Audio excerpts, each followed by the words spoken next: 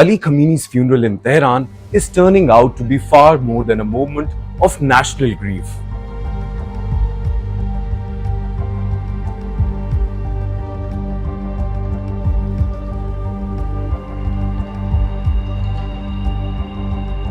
Well, it has become a carefully choreographed exercise in funeral diplomacy.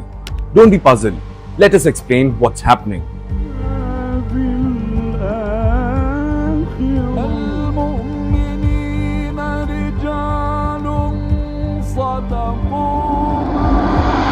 Well, each foreign delegation that approached the coffin of slain supreme leader was met with a different Quranic verse, chosen in a way that diplomats and analysts now read as a coded report card on their conduct during the recent war and their broader relationship with Tehran. So in today's edition of From the News Desk, we will tell you all about Iran's funeral diplomacy and how, using Quranic verses, Tehran ranked its allies, rivals and fence-sitters after the war with US and Israel.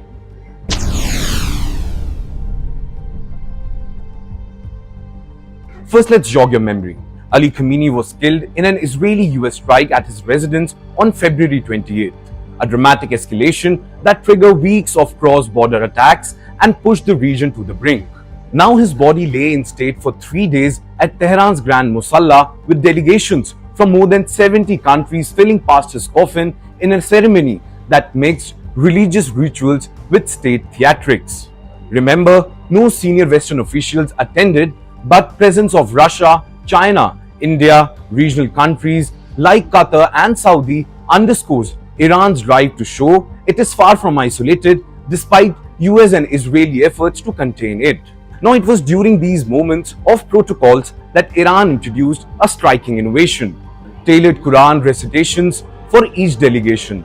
In fact, Iranian outlets and social media users soon noticed that the verses were not random, but seems to be in track with how Tehran judges each country's behavior in the recent conflict and also in the larger regional context. Some passages praise steadfastness, sacrifice, and victory, placing certain actors in a celebrated axis of resistance, while others carried a tone of warning or disappointment for governments seen as hesitant, divided, or quietly aligned with Iran's enemies. For Hamas, Hezbollah, Houthis, Iraq's Assad al-Shabi, and Taliban, the chosen verses stressed on martyrdom, unwavering pledge to God, and the promise of eventual victory, even after many battlefield setbacks.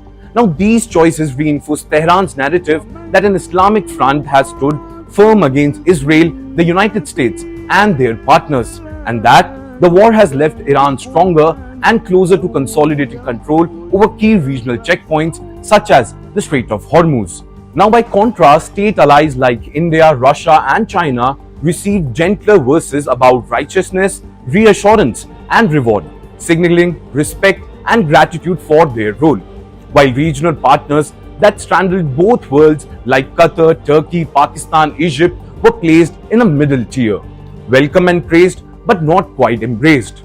For them, Iran selected verses about clear triumph and sacrifice, but stripped of the harshness battlefield imagery used for frontline actors. Well, the result was Quranic hierarchy, an inner circle of allies, a ring of major state partners, and a third group of pragmatic neighbors whose diplomacy Iran values but with caution, and they have not forgotten what role they have played.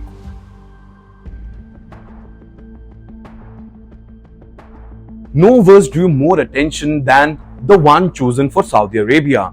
As the Saudi delegation led by Deputy Foreign Minister Walid al-Quraiji approached Khamenei's coffin, reciters read verse 13 of Surah Al-Imran, which described the Battle of Badr, a moment when a smaller, poorly equipped Muslim force defeated a larger army by the will of God.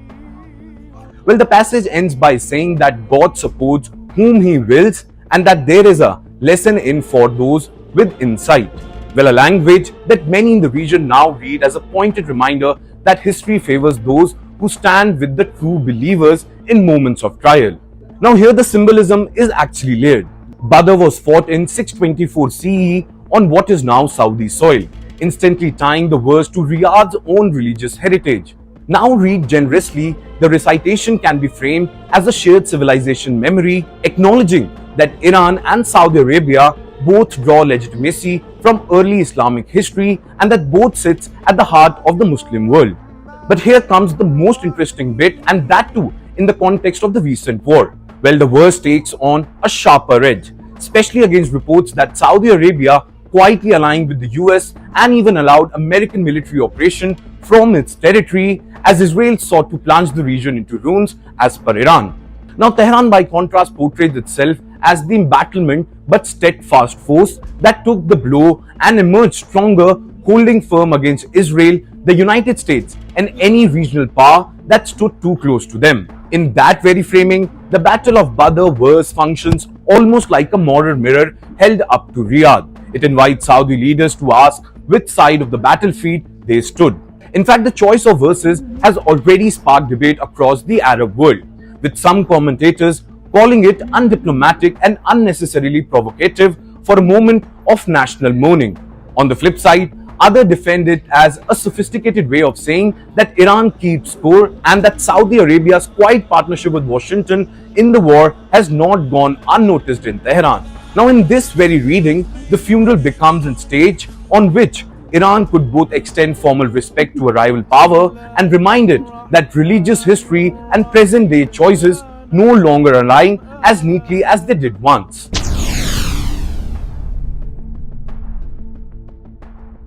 Qatar's treatment at the funeral shows how Iran differentiates between Gulf neighbors it sees as hostile or hesitant and those it views as useful partner, but with absolute caution.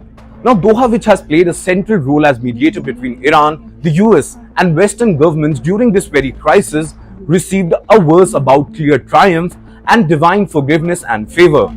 In fact, the same opening of Surah Al-Fath that was used for Palestinian Islamic Jihad and the Taliban. Now, by giving Qatar the same core verse as two very different movements, which is one of Palestinian and one of Afghan, Tehran appears to place Doha in a special category, not a battlefield ally, but a felicitator whose efforts help bridge divides between Iran and the US, much to Israel's annoyance. Now, that position matters for Gulf politics, where Qatar's role as mediator has often put it at odds with both Saudi Arabia and the United Arab Emirates over how to handle Islamist movements and Iran's regional reach. In fact, Iran's Quranic choices signal that in Tehran's eyes, Doha's diplomacy has been on the right side of the ledger during this very crisis.